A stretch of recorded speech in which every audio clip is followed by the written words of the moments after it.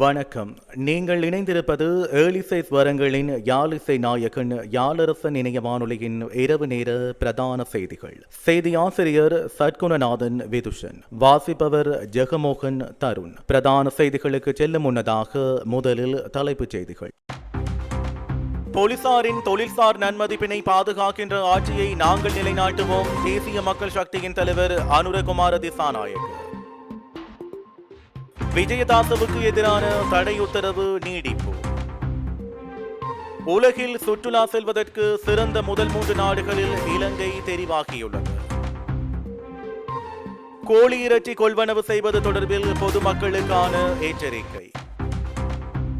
இலங்கைக்கு ரஷ்யா வழங்கிய வாக்குறுதி. வைரஸ் காய்ச்சல்கள் பரவும் அபாயம் அதிகரிப்பு. சஜித்துடன் இணைய மூவர் பேச்சு. இவை எமது தலைப்புச் செய்திகள். இனி விரிவான செய்திகள். எதிர்வரும் 2025ஆம் ஆண்டுக்கான வரவு செலவு திட்ட ஆவணத்தை தயாரிக்கும் போது யார் அரசாங்கத்தை நிர்வாகித்தாலும் 2028ஆம் ஆண்டு வரை சர்வதேச நாணய நிதியத்துடன் செய்து கொள்ளப்பட்ட கடன் உடன்படிக்கையின் பிரகாரம் செயற்பட வேண்டும் என போக்குவரத்து நெடுஞ்சாலைகள் மற்றும் வெகுசன ஊடக அமைச்சர் கலாநிதி பந்துல குணவர்தன தெரிவித்தார். இந்த உடன்படிக்கைகளின்படி செயற்பட போகிறார்களா இல்லையா என்பதை ஆட்சிக்கு வர எதிர்பார்க்கும் தரப்பினர் நாட்டுக்கு தெரிவிக்க வேண்டும் எனவும் அவர் குறிப்பிட்டார். ஜனாதிபதி ஊடக மையத்தில் நேற்று நடைபெற்ற ஊடகவியலாளர் சந்திப்பின் போதே அமைச்சர் பந்துல குணவர்தன இதனை தெரிவித்துள்ளார்.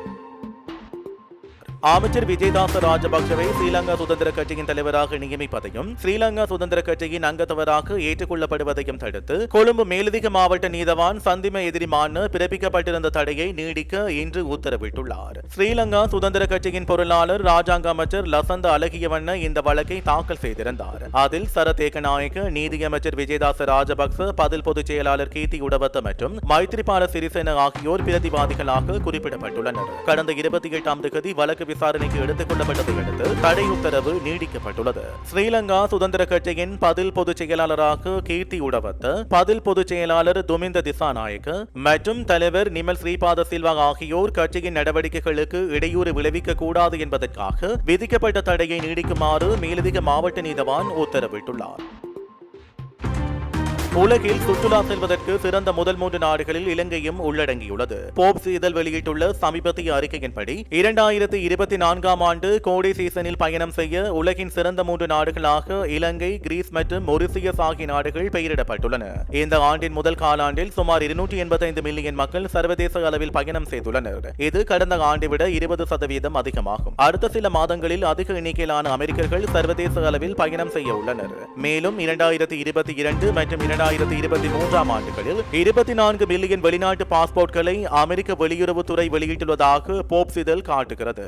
இந்த கோடை காலத்தில் சுற்றுலா பயணிகள் ஐரோப்பிய நாடுகளில் இருந்து விலகி இருக்க வேண்டும் என்று போப்ஸ் இதழ் சுட்டிக்காட்டியுள்ளது. இலங்கை, கிரீஸ் மற்றும் மொரிஷியஸ் ஆகிய நாடுகளை பயணத்திற்கு ஏற்ற இடங்களாக அறிமுகப்படுத்த முடியும் என அந்த அறிக்கையில் தெரிவிக்கப்பட்டுள்ளது. போப்ஸ் சஞ்சிகை இலங்கை பசுமையான மேட்டு நிலங்கள் மற்றும் பிரமிக்க வைக்கும் கடற்கரைகள் கொண்ட ஒரு தீவு என்றும் பாலியை போலவே சுற்றுலா பயணிகளை கவரும் இடமாகவும் உள்ளது என்று சுட்டிக்காட்டுகிறது. அறிக்கையின்படி இலங்கையில் இயற்கை அழகை அனுபவிக்க 22 தேசிய பூங்காக்கள் உள்ளன. கடுமையான பொருளாதார நெருக்கடி மற்றும் அண்மைக்கால நிகழ்வுகளில் இருந்து மீண்டு இந்த வருடத்தில் பார்வையிட சிறந்த இடங்களில் இலங்கை முன்னணியில் இருப்பதாக போப் சஞ்சிகை மேலும் சுட்டிக்காட்டியுள்ளது. நாட்டில் நிலவும் சீரற்ற காலநிலை காரணமாக கோழி இறைச்சியை கொள்வனவு செய்யும் போது அதிக கவனம் செலுத்தப்பட வேண்டும் என நுகர்வு விவகார அதிகார சபை தெரிவித்துள்ளது. வெள்ளநிலைமை காரணமாக வெள்ளத்தில் சிக்கி உயிரிழந்த கோழி குஞ்சுகளே இன்றைய நாட்களில் சந்தையில் விற்பனை செய்யப்படுவதாக மாமிச உணவுகள் பற்றிய சோதனைகள் மற்றும் புலனாய்வு பிரிவின் பணிப்பாளர் சஞ்சய் ராசிங்க தெரிவித்தார். இவ்வாறான கோழி இறைச்சியை உட்கொள்வது உடலுக்கு தீங்கு விளைவிப்பதால் அதில் அதிக கவனம் செலுத்த வேண்டும் எனவும் அவர் தெரிவித்துள்ளார். வெள்ளத்தில் சிக்கி இறந்த கோழிகளை சுத்தம் செய்து பொதி செய்து விற்பனை செய்யும் மோசடி கும்பல் குறித்து எங்களுக்கு தகவல் கிடைத்துள்ளது. கடந்த சில நாட்களாக இது குறித்து எச்சரிக்கையாக இருந்தோம். நாடு முழுவதும் தற்போது சுகாதார சுற்றிவளைப்புகள் மேற்கொள்ளப்படுகின்றது என்று அவர் தெரிவித்துள்ளார். குறிப்பாக இறைச்சிக்காக வளர்க்கப்படும் கோழிகள் வெள்ளை நிறத்தில் இருக்கும். இந்த கோழிகளின் இறைச்சி சிவப்பு நிறத்தில் காணப்படும். எவ்வளவு சூடாக்கி வேக வைத்தாலும் கிருமிகள் அழியாமல் போகலாம். இது பற்றி ஏதேனும் தகவல் தெரிந்தால் உடனடியாக வாடிக்கையாளர் சேவை அதிகாரிக்கு தெரிவிக்கவும். சமூக வலைதளங்களில் வெள்ளத்தால் பாதிக்கப்பட்ட இடங்கள் இருந்தால் மிக குறைந்த விலையில் ஆன்லைனில் பொருட்களை கொண்டு வருவதாக விளம்பரங்கள் வருகின்றன. நீங்கள் இதற்குள் விழ வேண்டாம். இவை நுகர்வுக்கு தயாராக இல்லை என்பதை அறிந்து கொள்ளுங்கள். இவ்வாறான சந்தர்ப்பங்கள் இருக்கும் பட்சத்தில் 1977 என்ற எண்ணிற்கு அறிவிக்குமாறு அவர் கோரிக்கை விடுத்துள்ளார். ரஷ்யாவில் இனி இளைஞர்கள் ராணுவ சேவைக்கு ஆட்சேர்ப்பு செய்யப்பட மாட்டார்கள் என ரஷ்ய வெளிவிவகார அமைச்சர் உறுதியளித்துள்ளதாக தெரிவிக்கப்படுகின்றது. ரஷ்யாவுக்கு விஜயம் செய்துள்ள இலங்கை வெளிவிவகார அமைச்சர் அலிசாப்ரி அந்நாட்டு வெளிவிவகார அமைச்சருடன் நடத்திய கலந்துரையாடலின் பின்னர் இவ்வாறு உறுதியளிக்கப்பட்டுள்ளது. வெள்ள நீர் வடிந்து வருவதால் ஈக்களின் தாக்கம், வயிற்றுப்போக்கு மற்றும் வைரஸ் காய்ச்சல்கள் பரவும் அபாயம் அதிகரித்துள்ளதாக சுகாதாரத்துறை அதிகாரிகள் தெரிவித்துள்ளனர். வெள்ளம் சூழ்ந்த பகுதிகளில் காணப்படும் சாதகமான சூழ்நிலை ஈக்களின் முட்டைகள் முதிர்ச்சியடைவதை துரிதப்படுத்துவதுடன் வெள்ள நீர் குறையும் போது ஈக்கள் எண்ணிக்கையில் விரைவான அதிகரிப்புக்கு வழிவகுக்கிறது. புதிதாக குஞ்சு பொரித்த இந்த ஈக்கள் உணவு ஆதாரங்களை தேடி அடிக்கடி மலம், குப்பைகள் மற்றும் அசுத்தமான பரப்புகளை நோக்கி ஈர்த்து சுகாதார நெருக்கடியை மேலும் அதிகப்படுத்துகின்றன என வைத்தியர் தீபால் பெரேரா தெரிவித்துள்ளார். ஈக்களின் எழுச்சியின் விளைவுகள் பயங்கரமானவை என்பதுடன் வயிற்றுப்போக்கு மற்றும் வைரஸ் காய்ச்சலுக்கு காரணமான பாக்டீரியா மற்றும் வைரஸ்கள் உள்ளிட்ட நோய்க்கிருமிகளை ஈக்கள் காவிக்கொண்டு வருகின்றன என்று அவர் மேலும் சுட்டிக்காட்டியுள்ளார். பாராளுமன்ற உறுப்பினர்களான டலஸ் அழகப்பெரும, தயாசிரி ஜெயசேகரம் மற்றும் ரோஷான் ரணசிங்க தலைமையிலான அரசியல் குழுக்கள் ஐக்கிய மக்கள் சக்தியுடன் தேர்தல் கூட்டணியை அமைப்பதற்கான பேச்சுவார்த்தை நடத்தி வருவதாக தகவல் அறிந்த வட்டாரம் தெரிவித்துள்ளது. இந்த 3 பாராளுமன்ற உறுப்பினர்களும் ஸ்ரீலங்கா பொதுஜன பெரமுனவின் ஊடாக பாராளுமன்றத்துக்கு தெரிவு செய்யப்பட்டதுடன் பின்னர் அதிலிருந்து விலகி எதிரணியாக செயற்பட்டு வருகின்றமை குறிப்பிடத்தக்கது. போலீசாரின் தொழில்சார் நன்மதிப்பினை பாதுகாக்கின்ற ஆட்சியை நாங்கள் நிலைநாட்டுவோம் என தேசிய மக்கள் சக்தியின் தலைவர் அனுரகுமார திசாநாயக்க தெரிவித்துள்ளார். இதற்கு முன்னர் நாங்களும் நீங்களும் லிப்டன் சுற்றுவட்டத்தில் கோட்டை ஸ்டேஷன் முன்னிலையில் சந்தித்திருப்போம். அன்று எங்கள் கையில் போராட்ட கோஷ பலகை, உங்களுடைய கையில் சில வேளை குண்டாந்தடிகள், கண்ணீர் புகை இருந்திருக்கும். அது உங்களின் கடமை. இன்று நாங்கள் ஒன்று சேர்ந்திருப்பது அந்த கடமையை விஞ்சி சென்ற பொறுப்பிற்காகவே. எம் எதிரில் இருக்கின்ற இந்த நாட்டை மாற்றியமைக்க வேண்டும் என்ற திட சங்கற்பத்துடனேயே உங்களை சந்தித்தது பாரிய தெம்பையும் நம்பிக்கையையும் தருகின்றது. ரவி செனவிரத்ன அவர்களுக்கு ஆளுங்கட்சியில் இருந்து மாத்திரமல்ல எதிர்கட்சியில் இருந்தும் பாரிய அழுத்தம் வந்தது. ஆளுங்கட்சி மற்றும் எதிர்கட்சி ஆகிய 2 குழுக்களும் அவருக்கு சில வேளைகளில் நட்புணர்வுடனும் மற்றும் ஒரு வேளையில் மன்றாடுகின்ற தன்மையிலும் மேலும் சில நேரத்தில் அச்சுறுத்தல் விடுத்தும் இந்த மேடைக்கு ஏற வேண்டாம் என கூறியிருக்கின்றனர். அது மாத்திரமல்ல, ஏற்கனவே அவர் பற்றி ஆதாரமற்ற குற்றச்சாட்டுகளை முன்வைத்து விசாரணைகளை மேற்கொண்டு வருகின்றனர். இந்த மேடையில் இருந்து கொண்டு உங்களுடைய கீழ்த்தரமான வேலையை நிறுத்திக் கொள்ளுமாறு நான் சாகல ரத்னாயவிற்கு கோருகின்றேன். எந்த ஒரு பிரஜைக்கும் இந்த நாட்டில் தான் விரும்பிய அரசியல் இயக்கத்துடன் கூட்டு சேர்ந்து ஜனநாயக ரீதியாக செயற்படுவதற்கான புனிதமான உரிமை இருக்கின்றது. அந்த எதற்குமே சாகலவின் அல்லது சஜித்தின் விருப்பமோ வெறுப்போ அவசியமில்லை. ரவி செனவிரத்ன எமது நாட்டின் குற்றப்புலனாய்வு திணைக்களத்திற்கு பொறுப்பாக பணியாற்றிய சிரேஷ்ட பிரதி போலீஸ் மா அதிபர் ஆவார். ஷானி அபேசேகர குற்றப்புலனாய்வு திணைக்களத்தின் முன்னாள் பணிப்பாளர் ஆவார். எனவே அந்த 2 கட்சியினதும் வரலாற்றினை அவர்கள் நன்றாக அறிவார்கள். இந்த அச்சுறுத்தலின் பின்னால் இருப்பது அதுதான். அத்தகைய எந்த விதமான அச்சுறுத்தலுக்கும் பயப்படாமல் ஓடி ஒளிந்திடாமல் அவர்கள் இந்த மேடைக்கு வந்திருக்கிறார்கள்.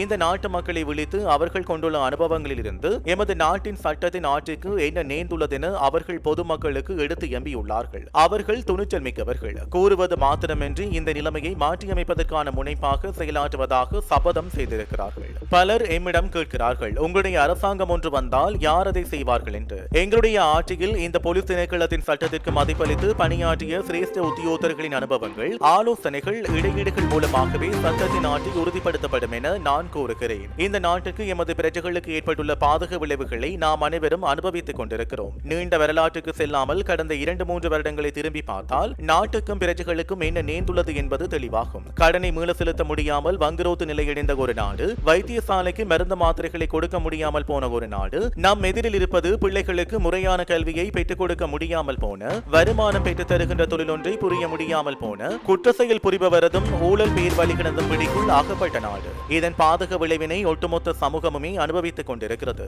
இந்த நிலைமையை மாற்றி அமைத்திட வேண்டும். இதனை மாற்றியமைக்க வேண்டுமானால் ஏனைய எல்லா விதமான மறுசீரமைப்புகளையும் போன்றே சட்டத்தின் ஆட்சி நிலவுகின்ற ஒரு நாடாக இலங்கையை மாற்றியமைக்க வேண்டியது முக்கியமானதாகும். எமது நாட்டின் ஒவ்வொரு பிரஜைக்கும் சட்டத்தின் முன்னிலையில் தனக்கு நேர்ந்த அநீதி பற்றிய மனக்குறையை முன்வைப்பதற்கான வாய்ப்பு வழங்கப்படல் வேண்டும். நாங்கள் சட்டத்தின் முன் சமமானவர்களா? இல்லை, அதிகாரம் பணம் படைத்தவர்களுக்கு ஒரு விதமான சட்டம், போலீஸ் திணைக்களம், சட்டத்துறை தலைமை அதிபதி திணைக்களம், நீதிமன்ற முறைமை என்பவற்றை ஏளனம் செய்த தலைவர்கள் தான் இங்கே இருக்கிறார்கள். சுற்றுலா விசா மூலமாக இலங்கைக்கு வந்திருப்பதை டயனா அறிந்திருந்தார். அந்த விசா காலம் தீர்ந்துவிட்டதென அவர் அறிந்திருந்தும் பாராளுமன்றத்தை பிரதிநிதித்துவம் செய்து ராஜாங்க அமைச்சராக செயலாற்றினார். பிரஜா உரிமை இல்லாத அவருக்கு அவருடைய அரசியல் அதிகாரத்திற்கிணங்க சட்டம் அமலாக்கப்பட மாட்டாது என்பது தெரியும். அந்த லைசன்ஸ் இல்லாமல் பைசிக்கிள் ஓட்டுவதற்கு பயப்படுகின்ற பிரஜைகள் இருக்கின்ற ஒரு நாட்டில் பிரஜா உரிமையின்றி பாராளுமன்றத்தை பிரதிநிதித்துவம் செய்து அவர் அமைச்சர் பதவியை வகிக்கிறார். கூறினார். டயனாவுக்கு பிரஜா உரிமை கிடையாது என்பதை அடுத்ததாக அறிந்தவர் ரணில் ஆவார். அப்படிப்பட்ட ஒரு நாட்டுக்கு முன்னோக்கி நகர முடியாது. சட்டத்தின் ஆட்சியை முறைப்படி பாதுகாக்கின்ற ஒரு நாடு எமக்கு தேவை. தனிப்பட்ட முறையில் என்னையோ எங்கள் இயக்கத்தையோ பாதுகாப்பதற்காக குற்ற செயல் புரிபவர்கள், ஊழல் பேர்வழிகள், பாதாள உலக கோஷ்டியினர், நிதிசார் குற்ற செயல் புரிந்தவர்கள் அல்லது கொலைகாரர்கள் எமக்கு தேவையில்லை. போலீஸ் திணைக்களத்திற்கு சட்டங்கள் மூலமாக வழங்கப்பட்டுள்ள அதிகாரங்கள் போதாதென்றால் அதற்கான வசதிகளை வழங்கி சட்டத்தின் ஆட்சியை முறைப்படி பாதுகாப்போம் என நாங்கள் உத்தரவாதம் அளிக்கிறோம். பலர் போலீஸ் மீது குற்றம் சாட்டுகிறார்கள். எனினும் நூரி தோட்டத்தில் தோட்ட அத்தியட்சகரின் படுகொலை, கோகந்தர அறுவர் படுகொலை, நீதிபதி சரத் அம்பேபீட்டிய படுகொலை போன்ற சர்ச்சைக்குரிய கொலைகள் சம்பந்தமாக போலீசார் முறைப்படி செயலாற்றி நீதிமன்றம் ஊடாக குற்ற செயல் புரிந்தவர்களுக்கு தண்டனை வழங்கினார்கள். எனினும் லசந்த படுகொலை, எக்னலிகுட கடத்தல் பற்றிய விசாரணைகள், ஒயித்த ஞாயிறு தாக்குதல்கள் பற்றிய விசாரணைகள், ஹீத் நோயார் தாக்கப்பட்டமை பற்றிய விசாரணைகள், உபாலி தென்னகோன் மீது தாக்குதல் நடத்தியதாக மற்றும் போத்தல ஜெயந்தவின் கைகால் முறிந்தமை போன்ற விசாரணைகள் ஏன் முடியவில்லை? அந்த குற்ற செயல்களின் மறைவில் அரசியல் தலையீடுகள் இருக்கின்றன. எமது நாட்டின் போலீஸ் திணைக்களத்திற்கு உத்தியோகபூர்வமாக வழங்கப்படுகின்ற பயிற்சிகள் மாத்திரமன்றி சிறப்பான மோப்பம் பிடிக்கின்ற திறமைகளும் இருக்கின்றன. எனினும் இவை அனைத்தையும் அரசியல் தலையீடுகளே சீர்குலைக்கின்றன. ரவி சென்னவிரத்தன் அவர்கள் ஷானி அபிஷேகர் பற்றி வெளிப்படுத்திய கதையில் எம் அனைவரதும் இதயங்கள் ஒரு கணம் நின்றுவிட்டன. கடமையை புரிந்தமைக்காக தண்டனை கிடைக்குமாயின் அந்த அரசியல் என்ன? சாணி அபிஷேகரவிற்கு நாங்கள் ஒரு உத்தரவாதம் அளிக்கிறோம். எமது ஆட்சியின் கீழ் நாங்கள் உங்களுடைய நீதியை நிலைநாட்டுவோம். அநீதிகளுக்கும் பழிவாங்கல்களுக்கும் இலக்காகிய அவருடைய உத்தியோகர்களுக்கு நீதியும் நியாயமும் கிடைக்க வேண்டும். சமூகத்தில் உறுதிநிலையை பாதுகாத்துக் கொள்ளும் போது போலீஸ் மற்றும் குற்றப்புலனாய்வு திணைக்களத்திற்கு பாரிய செயற்பொறுப்பு கையளிக்கப்பட்டுள்ளது. பாரிய போராட்டங்களின் பெறுபேறாகவே மனித நாகரிகம் இற்றவரை பயணித்துள்ளது. பழங்குடி தலைவரிடம் இருந்த சட்டங்களை ஆக்குகின்ற நிறைவேற்று அதிகாரம் மக்களால் நியமிக்கப்படுகின்ற நிறைவேற்று துறைக்கு கையளிக்கப்படுகின்றது. பழங்குடி தலைவரிடம் இருந்த தண்டனை வழங்குகின்ற அதிகாரம் போலீஸ் திணைக்களம், சட்டத்துறை தலைமை அதிபதி திணைக்களம் மற்றும் நீதிமன்ற தொகுதியிடம் கையளிக்கப்பட்டுள்ளது. எனினும் எமது நாட்டில் பாராளுமன்றம் மீண்டும் ஜனாதிபதியின் சிக்னல் தூணாக மாறியுள்ளது. நீதி நிர்வாகத்திற்காக இருக்கின்ற நிறுவனங்கள் படிப்படியாக அவரது பிடிக்குள் அகப்பட்டு வருகின்றன. தேசிய மக்கள் சக்தியின் ஆட்சியில் இந்த நிறுவனங்கள் சுயாதீனமாக தமது அலுவல்களை மேற்கொண்டு வருவதற்கான வாய்ப்பு வழங்கப்படும். குறிப்பாக போலீஸ் திணைக்களத்திற்கு முறையாக பதவி உயர்வு நடைமுறை ஒன்று அறிமுகம் செய்யப்படும். போலீசில் சேர்கின்ற போது, விவாகம் செய்யும் போது, அத்துடன் இளைப்பாறுகின்ற வேளையிலும் கான்ஸ்டபிள் பதவியிலேயே பெரும்பாலானோர் இருக்கின்ற நிலைமையை மாற்றி அமைத்து தொழிலை முன்னெடுத்துச் செல்கின்ற ஆற்றலுக்கு முன்னுரிமை வழங்கப்படும். தற்போது போலீசில் பெரும்பாலானோர் பிரபுக்கள் பாதுகாப்பிற்காகவே ஈடுபடுத்தப்பட்டுள்ளார்கள். ஆனால் அவர்கள் பொதுமக்கள் பாதுகாப்பிற்காகவே ஈடுபடுத்த வேண்டும். 2000ஆம் ஆண்டளவில் மக்கள் பிரதிநிதியாக நியமனம் பெற்ற நான் இதுவரை எனது பாதுகாப்பிற்காக போலீஸ் உத்தியோகத்தரை பெற்றுக் கொள்ளவில்லை. பிரபுக்கள் பாதுகாப்பிற்காக ஈடுபடுத்தப்பட்டுள்ளவர்கள் படுகின்ற வேதனைகளை நாங்கள் அறிவோம். வரவு செலவு விவாதம் நடைபெறுகின்ற காலத்தில் தொடர்ச்சியாக 12 மணித்தியாலங்களுக்கு மேலாக கடமையில் ஈடுபடுத்தப்படுகிறார்கள். இந்த நிலைமையை மாற்றி அமைப்பதோடு போலீஸ் சேவையில் ஈடுபட்டுள்ள அனைவரது உயிர்களை பாதுகாக்கவும் தேசிய மக்கள் சக்தி கடப்பாடு கொண்டுள்ளது என்று அவர் மேலும் தெரிவித்துள்ளார். இத்துடன் ஜாலரசன் வானொலியின் இரவு நேர பிரதான செய்தி அறிக்கை யாவும் நிறைவு பெற்றது. மீண்டும் மற்றொரு செய்தி அறிக்கையில் சந்திப்போம். வணக்கம்.